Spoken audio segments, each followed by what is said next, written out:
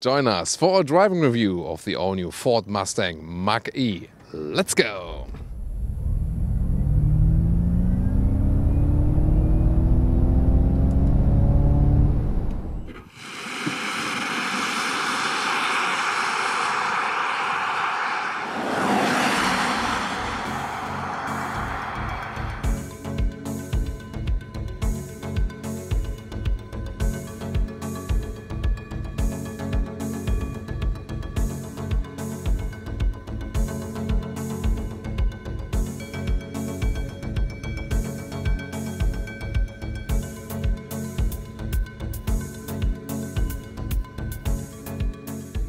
In the front you can see the Mustang jeans, so the sporty styling with the closed grille in this case, because it's an EV, but strong accentuations on the hood. Headlamps standard with adaptive LED, and you can see a very interesting daytime running light signature.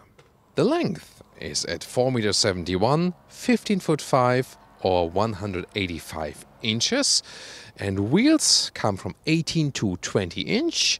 These here are the 19-inch wheels, in between maybe good compromise. Crossover styling here with the black piano lacquer and the red color for today.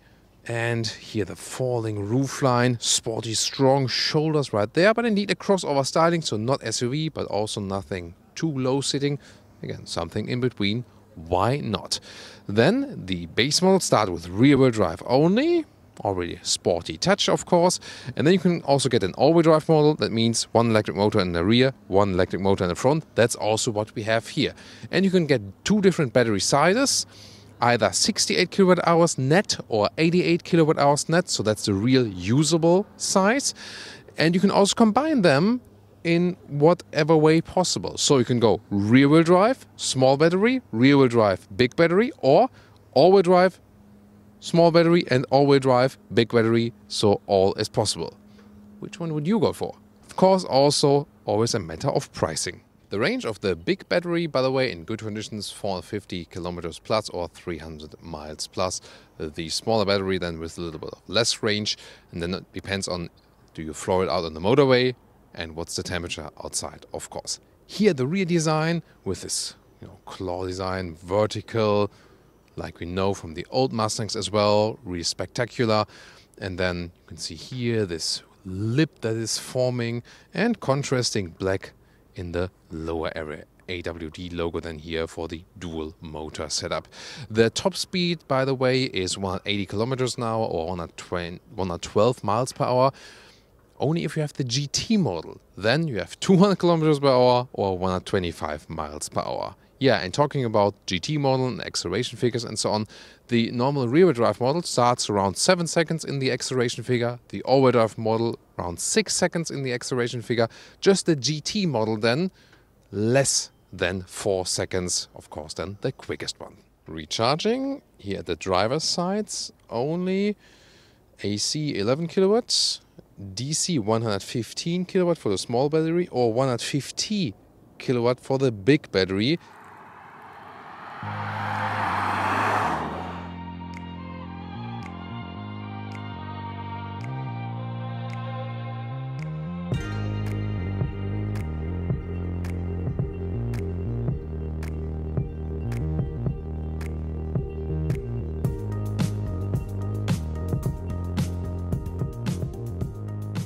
You have two seatings available, either the whole slick surface, or then here the optional is like a premium package, optional with perforation, that's more breathable then.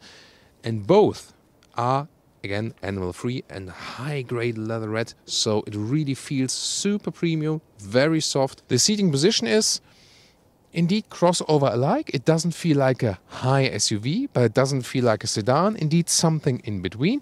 And again, the cool thing I immediately realized is that the seats are really very soft and plush. Headroom with 1.86 m or 6'1", still something left. And here, this is the panoramic roof. It is a fixed one, you cannot open it. Interior overview, once again, really cool with the fabric inserts here and the B&O sound system. Then this is more carbon fiber style, so to speak. Contrast stitches, and then this vertical huge screen, 15.5 inch. The instruments here with an easy layout, the digital speed, then GPS information. So it's actually simple but straightforward once again. And the range of around about 450 kilometers or 280 miles is really good because, you know, this projection here at -1 degrees Celsius, so that's freezing point. And you know, when it's cold, the batteries usually have lower range, or the vehicles have lower range, so it's already a good figure for this temperature. So, and then here, the GPS map, really responsive, and again, really clear display. I really like that. Then you have some, you know, like an app view here in the lower area, and this is the only physical thing, like attached on the screen for the volume. And I think that's really good because in some, you know, situations you just want to turn up and down the volume manually, so to speak, and I think that's really cool to have that still. Climate control right here, not physical, but still at least somewhat easily accessible, so that works. And seat heating and steering wheel heating is in the lower area. This is maybe a little bit complicated to control than here in this lower area. The seat, as I would be driving, means you can easily house 4 tall adults in this vehicle, maybe 5, we'll soon find out. Here, still some legroom left. You sit relatively high, so it will be quite cool for kids as well. Since we have this fixed panoramic roof, there's also still space above my head. And also the middle seat can be occupied quite well, headroom and legroom wise, just a little bit harder than at the back, but you can also, again, drive it with 5 tall adults then. 29 up to 60 cubic feet or 400 liters up to 1,400 liters. We fold the seats, and we have a frunk, 5 cubic feet or 80 liters. And you can have this split here in the front. That's, of course, a little bit plastic-ishy, but yeah, I probably would not go with that, but just have an open area.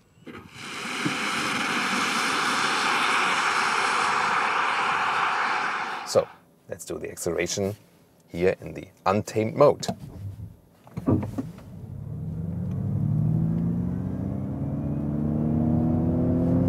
100.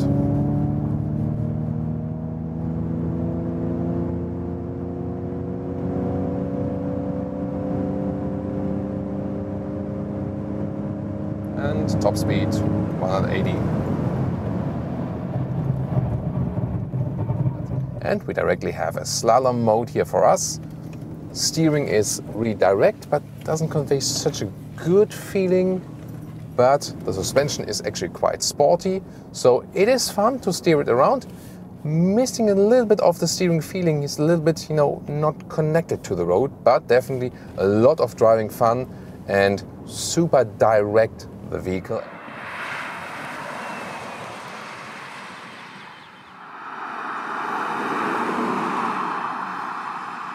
And now welcome to the usual Thomas's driving lounge here.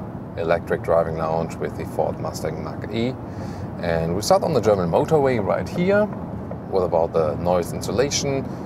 We are inching towards 120 kilometers an hour, so yeah, something 70 miles per hour. And noise insulation is not that bad, but also not superb. We've had other EV competitors that are a little bit better as for noise insulation. Here it's comparable to the noise level of the Teslas we've driven. You have this upright seating position, you have a good overview of the road and so on. So indeed, I more and more get rather SUV than a crossover feeling. The steering could have a little bit more feeling for my taste. So it is very direct and sporty, but it doesn't convey the best connection from like driver, car and the road. As for the energy economy, so again, it really depends on the outside temperature and how much you floor it down and so on. But here on our trip so far, when we are at reasonable motorway speeds, we are in a higher 20 kilowatt hours in 1 kilometer regions. So that's done at the moment like 25 kilowatt hours, 1 kilometer, something like that. That's then something like 35 kilowatt hours on 100 miles. This would rather come close than to a 400 kilometers of range or 250 miles of range. The suspension we have here is normal steel suspension, but so far it does a good job. It's a good compromise between sportiness and comfort. Only the GT model will get an adaptive suspension, so-called magnet ride or magni ride, which then adapts to the, to the surface a little bit more and also to the driving modes you pick. Unlimited speed here, and we are at 100 kilometers an hour, and we can accelerate it out. Let's go. Plop, that's 150 kilometers an hour. Really quick also in the acceleration, even though we were already at speed. Changing the driving modes while driving. Here you press this vehicle button. A little bit distracting to do that while driving, definitely. But here and then the driving modes, active, whisper, untamed. Let's go to the untamed mode and see if there's any difference. Also sound-wise, there's a little difference.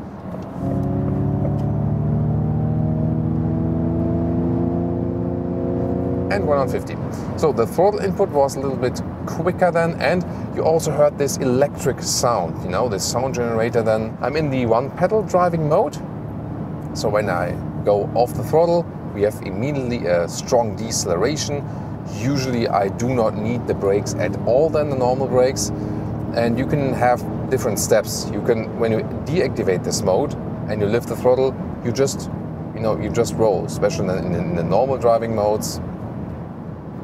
That way, car is rolling. Then you have here this L mode, like a low gear, from combustion engines. Then there's stronger recuperation. And even stronger than in the one pedal mode. And then when you're in the one pedal driving mode, then the L setting also, you can just ignore it basically. Although we had high speed, we were relatively efficient. Now we're at 23 kilowatt hours and 1 kilometers. So that's done like 30 something kilowatt hours on 100 miles. This brings us back to our projected range of 450 kilometers or 280 miles. If you have the all-wheel drive model like we have here with the 2 electric motors, you still have a rear wheel bias. So the predominant motor the car is using is the rear motor. And when you really accelerate it out, then also more power from the front electric motor is being demanded. And now to our conclusion for the day with the all-new Ford Mustang Mach-E.